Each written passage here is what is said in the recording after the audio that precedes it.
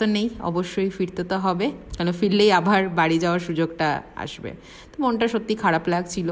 তো এবার আমি সিট পেয়েছিলাম হচ্ছে 4F, মানে 4F-এ কাটা ছিল, একদম সামনের দিকে সিট আমি কেটেছিলাম। তো সত্যি ভিউটা খুব সুন্দর। এর আগেও আমি একবার সামনের দিকে সিটে বসেছিলাম, সত্যি খুব ভালো। আর এখন আমাদের ফ্লাইট টেক অফ করছে। তো এই দেখো এখন টেক অফ করে ফেলেছি অলরেডি।